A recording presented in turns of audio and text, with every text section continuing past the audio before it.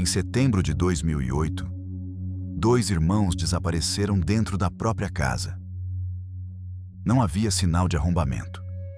Não havia testemunha descrevendo um ataque. Não havia pedido de socorro. Os vizinhos continuavam suas rotinas. O bairro de Ribeirão Pires permanecia silencioso como qualquer manhã comum da região metropolitana de São Paulo. E ninguém, absolutamente ninguém, ao redor daquela residência, percebeu que algo havia terminado para sempre do lado de dentro. João Vitor dos Santos Rodrigues tinha 13 anos. Igor Giovanni dos Santos Rodrigues tinha 12. Dois irmãos, dois meninos que deveriam ter pela frente anos inteiros de escolhas, de erros, de conquistas, de recomeços. Não tiveram. Ribeirão Pires é uma cidade de pouco mais de 115 mil habitantes, encravada no grande ABC paulista, a menos de 40 quilômetros da capital.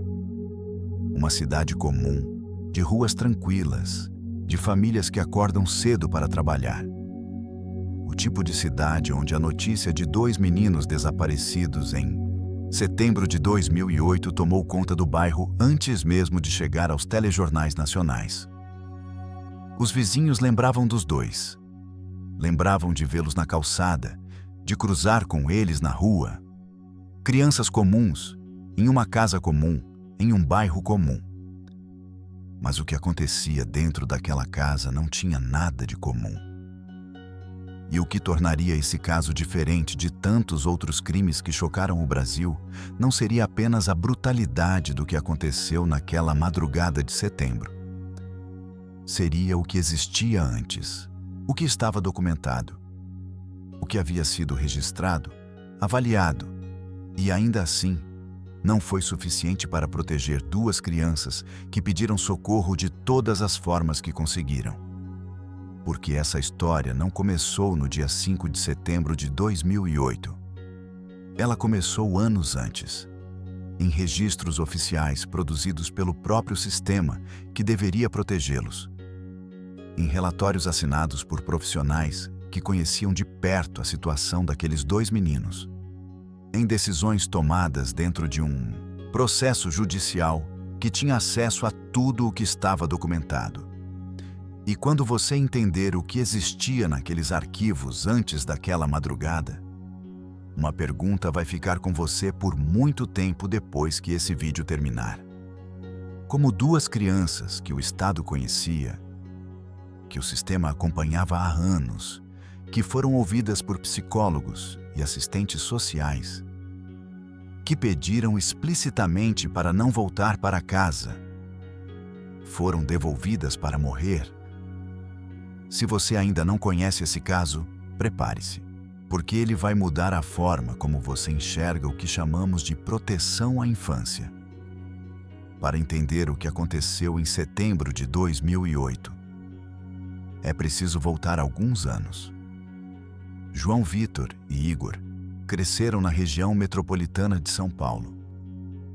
Como acontece em milhares de famílias brasileiras, a separação dos pais reorganizou completamente a estrutura da vida das crianças.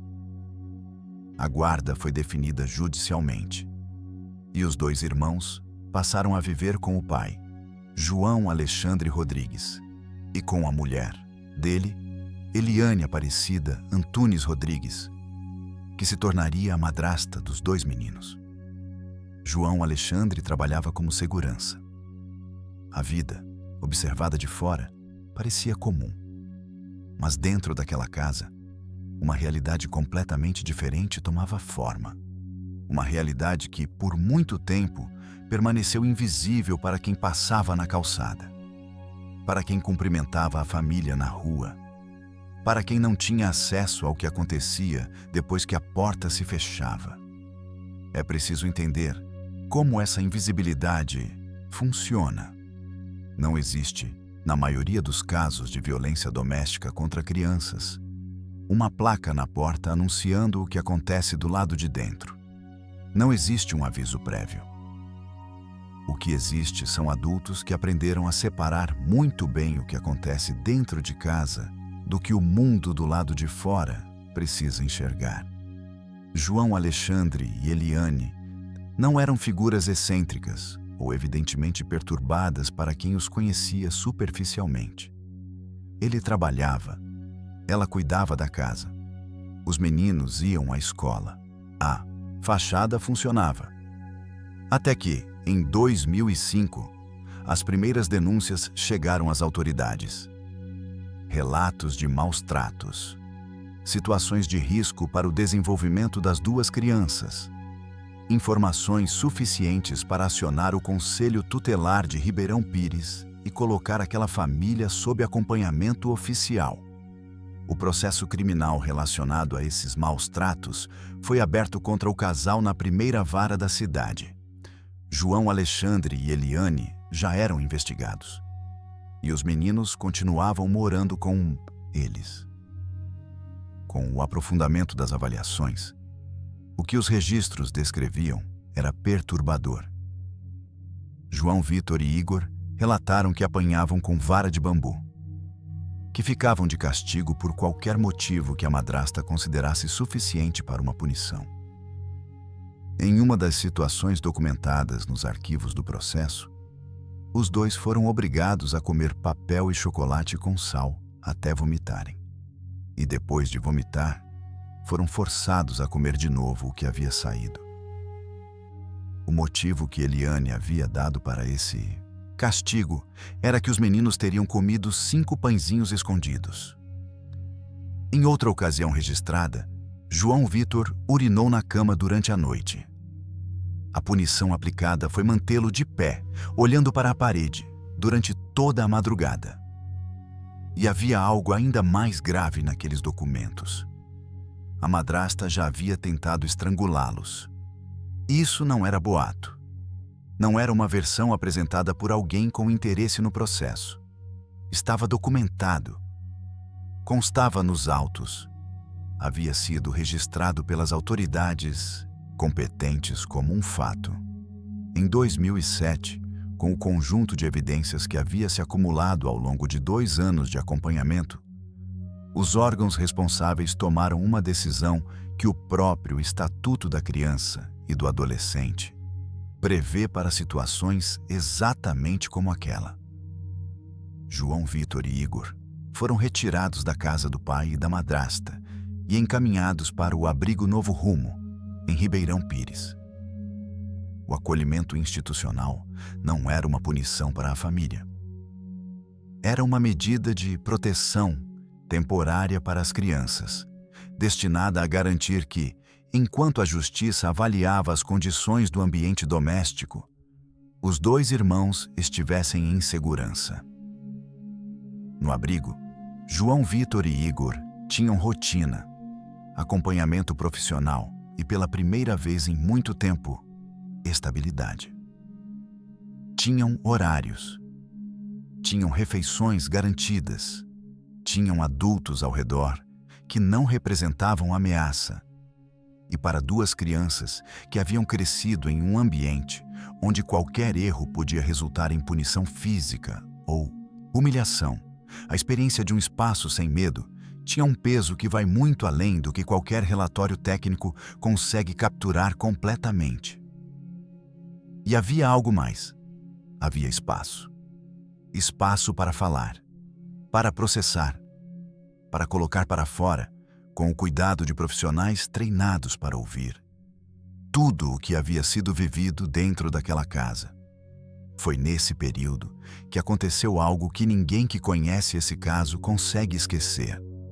Durante esse tempo no abrigo, os 2 irmãos tiveram um encontro com a mãe biológica, Cláudia Lopes dos Santos, de quem haviam ficado afastados por anos. Um segundo encontro foi marcado. Cláudia não apareceu. Para 2 meninos que viviam dentro de uma instituição, longe de qualquer referência afetiva estável, essa ausência teve um peso que os profissionais que os acompanhavam conseguiam perceber nos comportamentos e nas avaliações que se seguiram. E foi dentro desse contexto, naquele período de incerteza e espera, que João Vitor escreveu uma carta. Não era um Pedido de socorro formal. Não era uma declaração destinada a um juiz ou a uma autoridade do processo.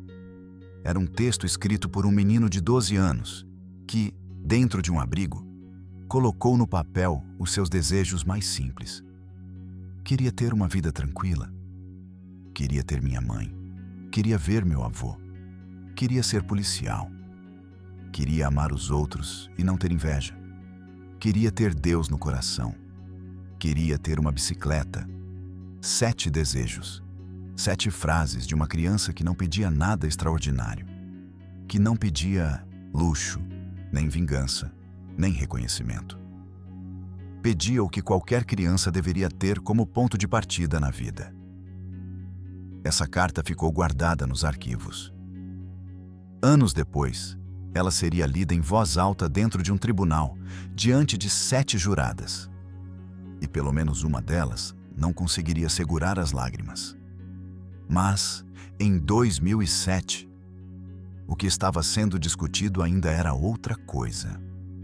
Durante o período no abrigo, o pai de João Vitor e Igor movimentava o processo judicial buscando reaver a guarda dos filhos. Novas avaliações eram produzidas. Novas audiências eram marcadas. E, ao longo de todo esse processo, uma informação estava disponível para qualquer pessoa que abrisse aqueles autos e os lesse com atenção. Os meninos não queriam voltar. Disseram isso. Pediram para ficar no abrigo. Manifestaram com toda a clareza que 2 crianças conseguem manifestar que aquela casa não era um lugar seguro para elas. Essa informação constava nos documentos. O sistema a conhecia. E foi diante dessa informação que a decisão mais controversa de todo o caso seria tomada. Uma decisão que, anos depois, seria analisada palavra por palavra por pessoas que tentavam entender como um sistema com tanto acesso à verdade havia chegado a um resultado tão devastador. João Vitor e Igor permaneceram no abrigo Novo Rumo por aproximadamente 1 ano e 1 mês. Durante esse período, as avaliações continuavam, os relatórios se acumulavam e o processo judicial seguia seu curso com uma questão central em aberto. Os meninos poderiam ser reintegrados ao convívio com o pai e a madrasta? Era uma decisão com enorme peso. De um lado, o princípio da convivência familiar, pilar do Estatuto da Criança e do Adolescente, que orienta que o afastamento do convívio familiar deve ser sempre uma medida excepcional e temporária. Do outro lado, o histórico documentado de maus tratos que havia motivado o acolhimento, os laudos produzidos durante o período no abrigo e, acima de tudo, a vontade expressa pelos próprios meninos. Porque João Vitor e Igor haviam deixado claro que não queriam voltar. Mas havia uma outra peça nesse processo. A psicóloga do Abrigo Novo Rumo, Verônica Ferber Tópio, havia produzido um laudo de avaliação. Nesse laudo, em determinado trecho, ela utilizou uma expressão que descrevia os meninos como crianças, que em certo episódio isolado haviam manipulado a realidade. A frase se referia a uma situação específica em que um dos meninos havia mentido sobre algo ocorrido no abrigo, atribuindo a culpa a um colega. Era uma observação sobre um episódio pontual. Mas, dentro de um processo judicial, essa expressão foi lida de uma forma muito mais abrangente. Anos depois, com o caso em plena repercussão nacional, a psicóloga se defenderia publicamente. Afirmaria que a frase havia sido retirada de contexto e que jamais foi uma avaliação geral sobre o caráter ou a credibilidade dos meninos. Que descrevia um evento isolado, não um padrão comportamental. Mas, em 2007 e início de 2008, esse laudo estava lá, incorporado ao processo, sendo lido por quem precisava tomar uma decisão. A conselheira tutelar, Edna Amante, com base no conjunto de avaliações disponíveis, encaminhou a recomendação de retorno dos meninos para a casa do pai e da madrasta. Em janeiro de 2008, a juíza da Infância e Juventude de Ribeirão Pires assinou a autorização formal para a reintegração de João Vitor e Igor. A decisão foi tomada sem que o Ministério Público fosse ouvido. O Ministério Público havia se manifestado anteriormente contra a reintegração. Nesse momento decisivo, a instituição não foi consultada. O jornal O Estado de São Paulo, em reportagem publicada em setembro de 2008, teria acesso ao processo completo. Com mais de 200 páginas, a reportagem descreveria em detalhe o histórico que existia antes dessa decisão e provocaria uma reação nacional. O professor e jurista Luiz Flávio Gomes afirmaria publicamente que a justiça sabia, com pelo menos um ano de antecedência, que os meninos eram torturados dentro daquela casa. Mas, em janeiro de 2008, os meninos foram devolvidos. Não existe registro de que João Alexandre ou Eliane tenham demonstrado qualquer mudança de comportamento nos meses anteriores que justificasse uma avaliação diferente da que havia resultado no acolhimento. O que havia mudado era a pressão do processo, o acúmulo de tempo, e um laudo que, seja intencional ou acidentalmente, lançava dúvida sobre a consistência do que as próprias crianças haviam relatado. Nos dias e semanas seguintes ao retorno, a tensão dentro da casa recomeçou. O ambiente que havia gerado todas aquelas denúncias voltou a existir, com os mesmos adultos, as mesmas dinâmicas, o mesmo isolamento que as paredes de uma casa podem criar ao redor de crianças que não têm para onde ir. E então aconteceu algo que resume, em um único episódio, toda a tragédia do que estava sendo construído. João Vitor e Igor tentaram voltar ao abrigo. Foram até lá. Pediram pessoalmente para ser readmitidos. Colocaram para fora, de forma direta e inequívoca, que não conseguiam continuar vivendo naquela casa. A conselheira tutelar não os aceitou de volta. 2 dias depois, na madrugada de 5 de setembro de 2008, os 2 irmãos foram assassinados. Cada profissional envolvido nessa cadeia de decisões carregaria, a partir daquele momento, uma parcela de algo que não poderia ser desfeito. Não havia sentença que pudesse definir responsabilidade criminal por uma decisão tomada dentro de um processo. Mas havia, para qualquer pessoa disposta a olhar para aquela sequência de acontecimentos, uma consciência que não desaparecia. Eles haviam pedido ajuda da única forma que sabiam. Foram ao único lugar que havia sido seguro para eles. E foram mandados de volta. Existia naquele episódio final uma clareza que nenhum laudo, nenhuma avaliação técnica e nenhuma audiência judicial havia conseguido captar de forma tão direta. 2 crianças que haviam vivido maus tratos documentados, que haviam passado mais de 1 ano em acolhimento institucional, que haviam pedido para ficar no abrigo, que, depois de devolvidas, voltaram ainda uma vez pedindo para ser readmitidas e foram mandadas de volta para a mesma casa.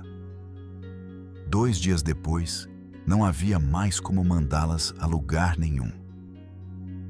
Na madrugada de 5 de setembro de 2008, João Vitor e Igor foram mortos dentro da casa onde viviam com o pai e a madrasta. O que a investigação criminal reconstruiria nos dias e semanas seguintes era uma sequência de acontecimentos que não se encaixava em nenhuma definição de impulso ou perda de controle. Não era o retrato de uma explosão incontrolável de violência que aconteceu em segundos. Era uma sequência de ações que se estendeu por horas. Uma sequência que exigia tomada de decisão constante. Segundo as conclusões do inquérito, confirmadas durante o julgamento pelo depoimento da própria Eliane Aparecida, João Alexandre e a madrasta Colocaram sacos plásticos sobre o rosto das duas crianças, provocando asfixia. Em seguida, o pai esganou Igor com as próprias mãos. Eliane utilizou uma faca contra João Vitor. Os dois irmãos morreram dentro da própria casa. Mas o crime não terminou com as mortes. O que veio depois revelaria com ainda mais clareza o caráter premeditado do que havia acontecido naquela madrugada. Ainda dentro da residência, João Alexandre e Eliane utilizaram querosene para queimar os corpos dos dois irmãos. O processo de queima durou aproximadamente 1h30. Quando perceberam que as chamas não seriam suficientes para destruir as evidências do que haviam feito, tomaram outra decisão. Esquartejaram os corpos. Durante o julgamento, Eliane descreveria em detalhes o que havia acontecido. Disse que o marido havia pedido que ela fosse buscar lençóis e querosene. Quando chegou à cozinha, viu João Vitor ao lado da geladeira e Igor no chão. Levou o querosene até os fundos da casa. João Alexandre jogou o querosene nos corpos. Riscou o fósforo. Os corpos carbonizaram. Em seguida, o marido pediu que ela fosse buscar uma faca na cozinha. Ela foi e cumpriu o que foi pedido. As partes dos corpos de João Vitor e Igor foram colocadas em 5 sacos de lixo. 2 deles foram levados e abandonados em ruas próximas à residência. 3 foram deixados na frente da própria casa. As vísceras das crianças foram descartadas no sistema de esgoto da residência. Esse relato, apresentado diante de um tribunal anos depois, descrevia o que 2 adultos fizeram a 2 crianças que 2 dias antes haviam tentado encontrar proteção em um abrigo e sido mandadas de volta. Nos dias seguintes ao crime, João Alexandre e Eliane continuaram vivendo na casa. Continuaram respondendo perguntas sobre o paradeiro dos meninos quando alguém perguntava. Continuaram apresentando versões que tentavam explicar um desaparecimento para o qual não havia explicação simples. Cada dia que passava sem que ninguém encontrasse, nada era para eles um dia a mais de distância do que havia acontecido. Mas o que haviam feito não podia ser apagado apenas com querosene e sacos de lixo. Vestígios permanecem. A ciência forense existe exatamente para encontrar o que olhos comuns não enxergam. E dentro dos encanamentos daquela casa, havia algo que a investigação encontraria inevitavelmente. Quando os primeiros comunicados sobre o desaparecimento de João Vitor e Igor chegaram à Polícia Civil de Ribeirão Pires, os investigadores iniciaram os procedimentos que qualquer investigação de desaparecimento exige. Quem havia visto os dois pela última vez? Em que horário? Havia alguma possibilidade de saída voluntária? Existia algum adulto de confiança para quem os meninos pudessem ter ido? Havia amigos, parentes, qualquer pessoa fora daquela casa com quem mantivessem contato regular. As primeiras respostas que chegavam não apontavam para nenhum estranho. Não havia sinal de movimentação incomum nas proximidades. Nenhuma testemunha descrevia um sequestro, uma perseguição. Qualquer evento que pudesse explicar o desaparecimento dos dois. Cada fio de informação levava de volta ao mesmo ponto: a casa onde os irmãos moravam com o pai e a madrasta. À medida que os depoimentos eram colhidos e confrontados entre si, as inconsistências começaram a surgir. Horários que não fechavam com o que outras pessoas descreviam. Versões que precisavam de explicações adicionais. Detalhes que simplesmente não se encaixavam.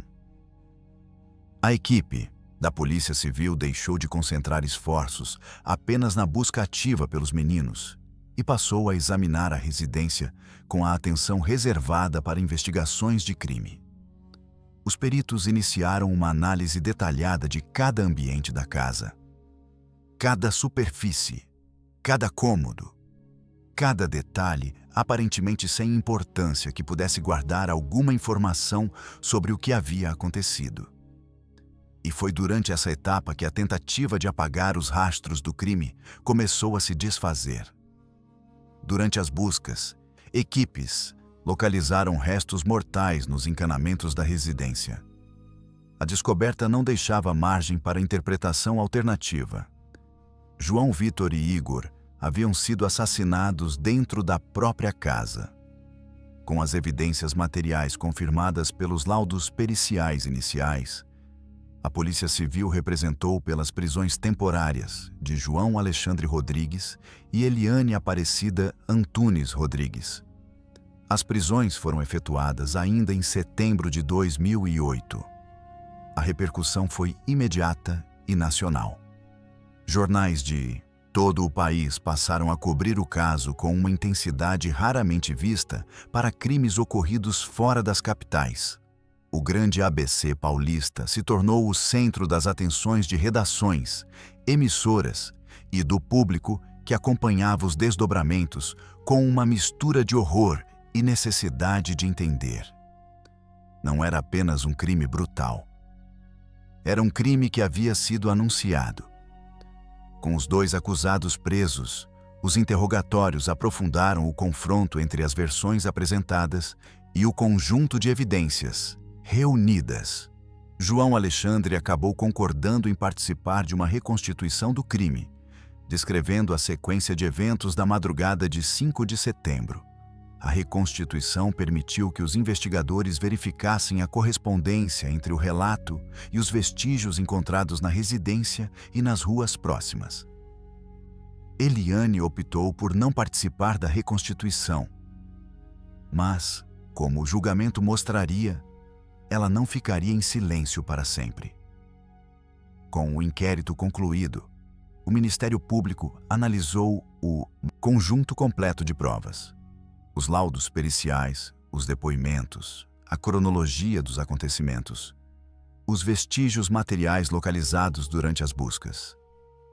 A denúncia foi apresentada.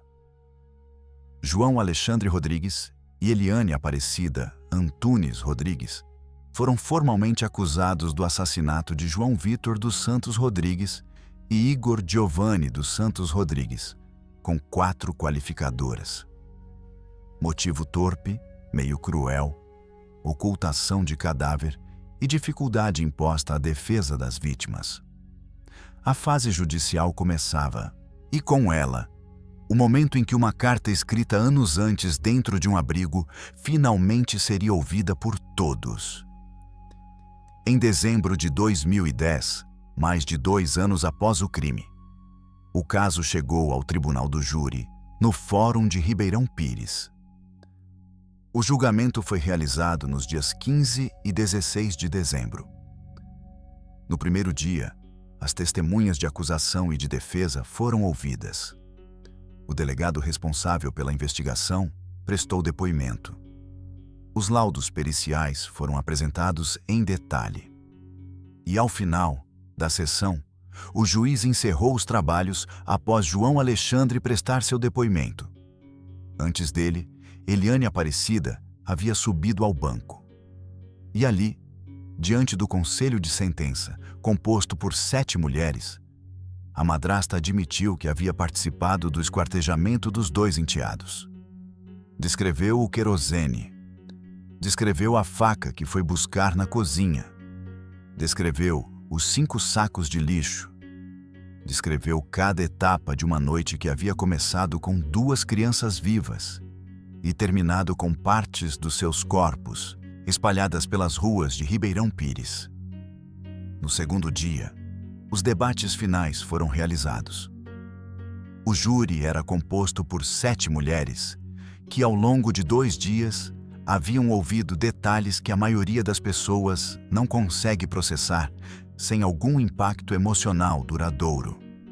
Laudos periciais, depoimentos, a descrição passo a passo do que havia acontecido naquela madrugada.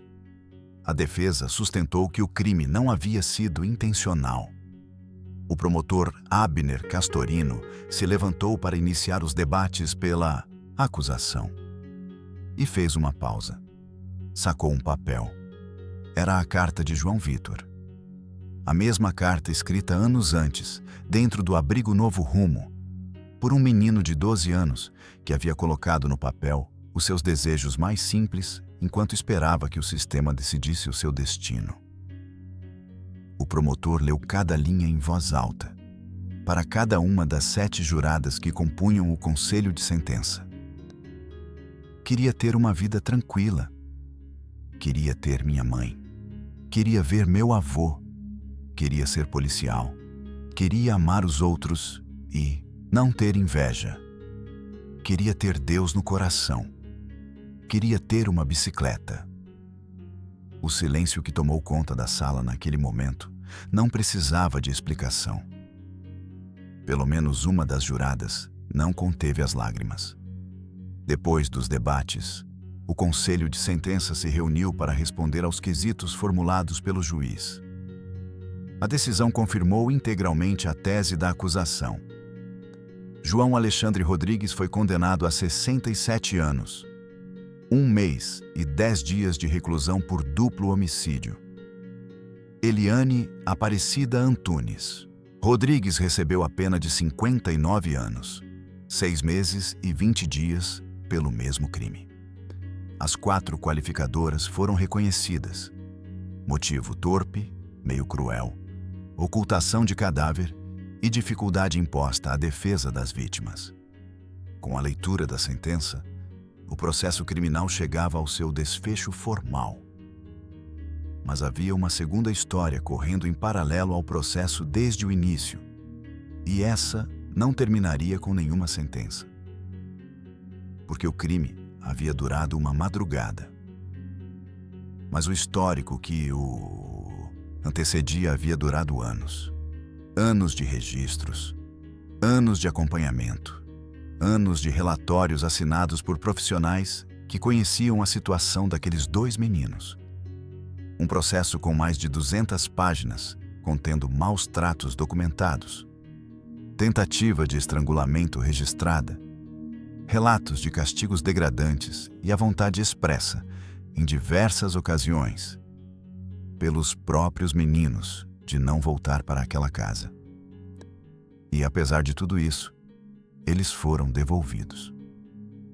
O que precisaria ser diferente para que um sistema que conhecia o perigo conseguisse de fato impedir o que aconteceu?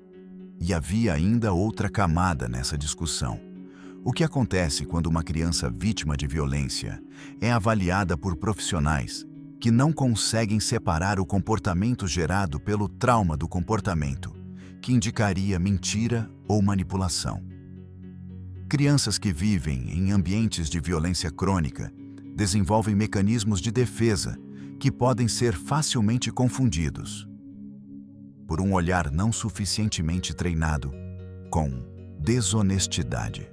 João Vitor e Igor haviam vivido anos dentro de uma dinâmica que moldou seus comportamentos de formas que profissionais da saúde mental especializados em trauma infantil reconheceriam como respostas esperadas à violência. Mas esses comportamentos, dentro de um processo judicial, podiam ser lidos de outra forma. E foram. O caso entrou nos debates acadêmicos sobre proteção à infância. Foi citado em artigos, em seminários, em formações de novos profissionais do sistema de garantia de direitos. Tornou-se um caso de referência, não pelo que fez certo, mas pelo que revelou de errado.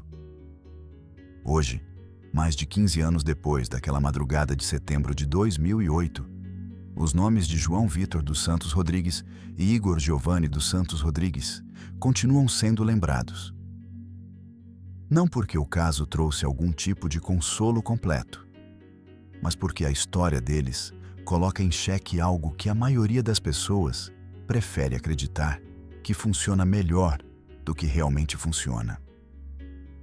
A ideia de que crianças em risco estão sendo protegidas, de que os sistemas existem para isso, de que quando uma criança pede socorro, alguém ouve. João Vitor e Igor mostraram que isso não é sempre verdade. e mostraram da forma mais dolorosa possível. Não apenas pelo crime que interrompeu as suas vidas, mas pela carta. Pela carta de um menino de 12 anos que, dentro de um abrigo, com tudo o que havia vivido e com toda a incerteza que havia pela frente, sentou e escreveu o que queria da vida. Uma vida tranquila, a mãe, o avô, Deus no coração, uma bicicleta. Não eram pedidos impossíveis, eram os pedidos mais simples que uma criança pode fazer. E quando essa carta foi lida em voz alta em um tribunal, anos depois que o menino que a escreveu havia sido morto pelo próprio pai, o que ficou no ar não era apenas indignação, era a consciência de que havia janelas, havia sinais, havia pedidos. Havia uma criança que foi literalmente ao único lugar que havia sido seguro para ela e bateu na porta. E a porta foi fechada. Não por um monstro desconhecido que veio de fora, por adultos que faziam parte da vida daqueles meninos, por um pai que deveria ser a primeira proteção que uma criança conhece no mundo, por uma madrasta que vivia na mesma casa e de uma forma diferente, também por um sistema que tinha todas as informações necessárias para tomar uma decisão diferente e não as usou da forma que precisava. João Vitor queria ser policial, queria proteger pessoas, queria, com 12 anos de vida e tudo o que havia passado, amar os outros. A capacidade de querer uma bicicleta, a capacidade de querer uma vida tranquila, a capacidade de, mesmo com tudo aquilo nas costas, ainda querer amar os outros e não ter inveja. Isso é o que ficou. Não apenas a tragédia, a dimensão do que foi perdido. Se esse caso ficou com você, deixe nos comentários o que passou pela sua cabeça durante esse vídeo. Histórias como essa precisam ser lembradas, não para explorar a tragédia, mas para que o peso do que aconteceu não se perca no tempo. Se você acredita que documentários investigativos produzidos com responsabilidade e respeito às vítimas têm um papel importante, o canal precisa de você inscrito para continuar esse trabalho. Até o próximo caso.